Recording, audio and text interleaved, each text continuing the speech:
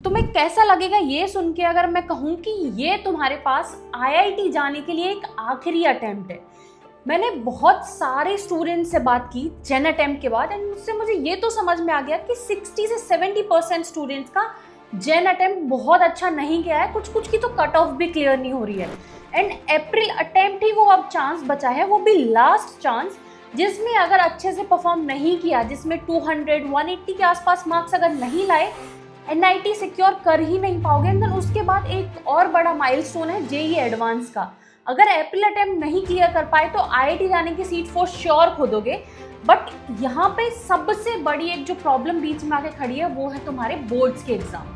15 Feb से boards के exam शुरू हो रहे हैं और बहुत सारे स्टूडेंट्स को ये समझ में नहीं आ रहा है कि जेईई को, अप्रैल अटेम्प्ट को और बोर्ड्स के एग्जाम्स को कैसे मैनेज किया जाए, कैसे उनको बैलेंस किया जाए कि ताकि तुम अप्रैल अटेम्प्ट में भी अच्छा परफॉर्म कर पाओ और बोर्ड्स में भी जो 75% का जो क्राइटेरिया है उसको भी क्रॉस कर पाओ। देखो एक सिंपल सी चीज समझो, आईआईटी जाने के लिए 75% का क्राइटेरिया है, लेकिन तुम्हें 75% अपने दिमाग में रख के प्रिपरेशन की जरूरत नहीं है। तुम्हें 85% या फिर 90% जब तुम टारगेट करोगे ना, तब जाके कहीं तुम 75% या 80% के आसपास रेंज कर पाओगे।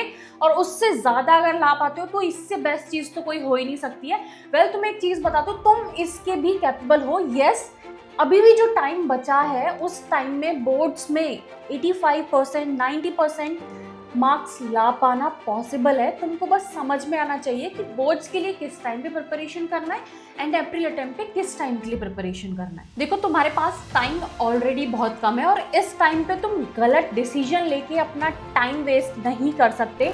इसीलिए इस वीडियो को लास्ट तक देखना। इस वीडियो में 5 ऐसी स्ट्रेटेजीज बताने वाली हूँ जिसकी हेल्प से तुम बोर्ड्स में अच्छा स्कोर भी कर पाओगे और अपने अप्रैल अटेम्प्ट पे भी फोकस कर पाओगे। मैं वीडियो में आगे बढ़ूं उससे पहले तुम थोड़ा सा ऑनेस्टी दिखा के मुझे जेन्युइनली ये बताओ कि तुम्हारे जेन अटेम्प्ट में ऑन एवरेज कितने मार्क्स तुम एक्सपेक्ट कर रहे हो। आंसर कीज अब तक आ चुकी होंगी, तुमने कैलकुलेट कर भी लिया होगा कि तुम्हारे कितने मार्क्स आ रहे हैं। तो थोड़ा सा कुछ मिनट्स के लिए, कुछ सेकंड्स के लिए खुद से ऑनेस्ट हो जाओ एंड मुझे कमेंट्स में बताओ तुम कितने मार्क्स एक्सपेक्ट कर रहे हो, सो दैट मैं फर्दर वीडियोस उसके हिसाब से प्लान आउट कर सकूं। अब बात करते हैं स्ट्रेटेजीज की। सबसे पहली स्ट्रेटेजी है सब्जेक्ट प्रायोरिटाइजेशन। देखो तुम्हारे पास 5 सब्जेक्ट्स हैं, जिसमें से 3 सब्जेक्ट्स हैं physics, chemistry and maths.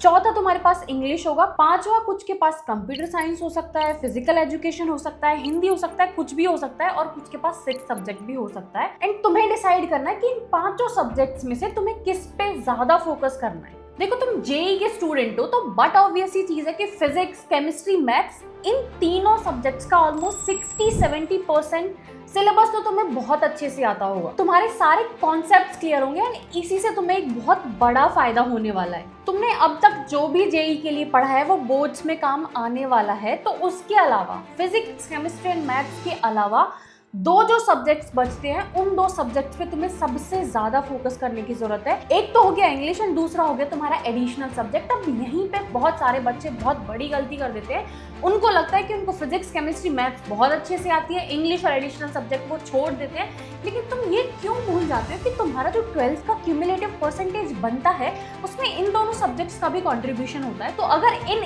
Easy subjects को तुम छोड़ दोगे तो तुम एक बहुत बड़ी अपॉर्चुनिटी लूज कर दोगे अच्छे परसेंटेज लाने के बोर्ड्स में। तो इन दोनों सब्जेक्ट्स पे भी तुम्हें बहुत अच्छे से फोकस करना है। तो अगर अभी इन 5 सब्जेक्ट्स में बोर्ड्स के एग्जाम के पर्सपेक्टिव में अगर बात करेंगे तो सबसे ज्यादा इंपॉर्टेंट चीज जो होती है वो होती है आंसर राइटिंग, कि तुम कैसे जो तुम्हें आता है उसको तुम एग्जाम में लिख के कैसे आते हो।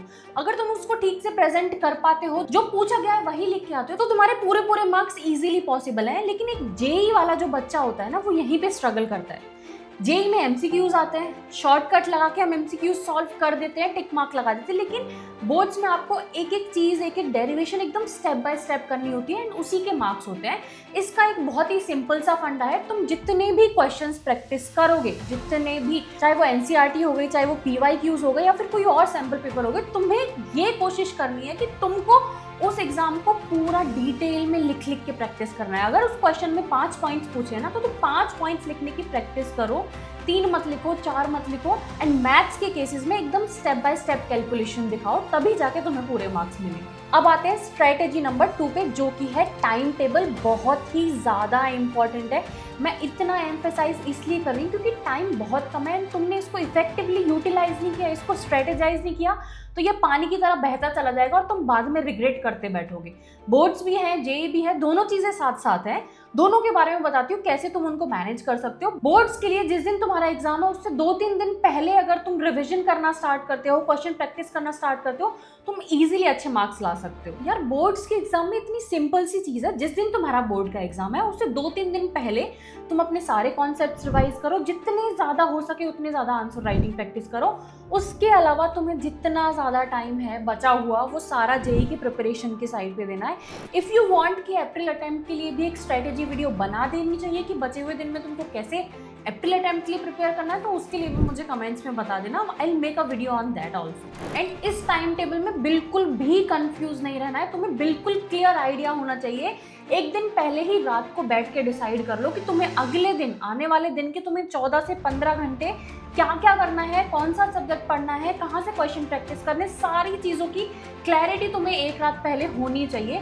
Again I am telling, boards के एग्जाम के लिए अगर तुम बोर्ड के एग्जाम डे से 2-3 दिन पहले पढ़ना स्टार्ट करते हो, उसको 10-10, 12-12 घंटे अगर देना शुरू करते हो, that is more than enough for board. क्योंकि यार तुम खुद सोच के देखो, बोर्ड का 100 मार्क्स का पेपर होता है जिसमें से 30 मार्क्स का प्रैक्टिकल होता है, जो ऑलरेडी तुम्हारे हो चुके हैं, तुम दे के आ चुके हैं। बहुत ज़्यादा चांसेस है कि उसमें फुल मार्क्स आते हैं, अगर कटे भी होंगे तो 1-2 मार्क्स कटा होगा। जो 70 मार्क्स का पेपर है, इसमें अगर तुम 60+ भी स्कोर कर ले तो बहुत बड़ी बात है, कुछ प्रॉब्लम नहीं आएगी, ईजीली कर सकते हो। बट जितना बोल रही हो उतना कर लेना, टाइम टेबल बनाओ, उसको अच्छे से फॉलो करो, एंड बाकी के डेज में अप्रैल अटेम्प्ट के लिए प्रिपेयर करो। इसके बाद थर्ड थिंग जो तुम्हें बोर्ड्स के लिए करनी है ना यार, वो है प्रीवियस ईयर क्वेश्चन पेपर। मैं हर बार हर स्ट्रेटेजी वीडियो में बोलती हूँ, चाहे वो जेई की हो, चाहे वो नीट की हो, बोर्ड्स की हो, बोर्ड्स की मैं भी बोल रही हूँ। मैंने खुद मेरे टाइम पे यही किया था। मेरी सारी प्रिपरेशन खत्म करने के बाद जितना ज़्यादा हो सके मैंने फोकस किया था प्रीवियस ईयर क्वेश्चंस पे, क्योंकि यार बहुत ज़्यादा चांसेस होते हैं कि क्वेश्चन रिपीट करते हैं। सीबीएसई में पैटर्न ऑलमोस्ट सेम ही होता है, कुछ पर्टिकुलर टाइप ऑफ क्वेश्चंस होते हैं जो आते ही आते हैं। 5 मार्क्स का क्वेश्चन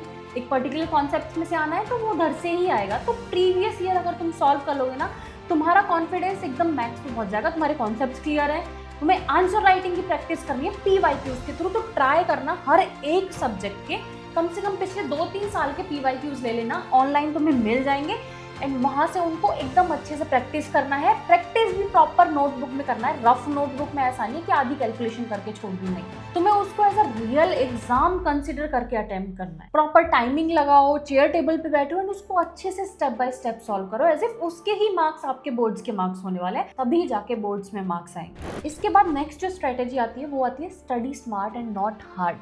ये ऐसा टाइम है ना जहाँ पे बहुत सारे स्टूडेंट्स एकदम रश आउट कर रहे होंगे कि मैं यहाँ से पढ़ लेता हूँ, इस बुक से पढ़ लेता हूँ, ये बुक भी कर लेता हूँ, लेकिन नहीं, तुमको स्मार्टली प्लान करना है। तुमको अच्छे से पता है कि बोर्ड्स का जो पेपर आता है वो सिर्फ और सिर्फ एनसीईआरटी फोकस्ड होता है।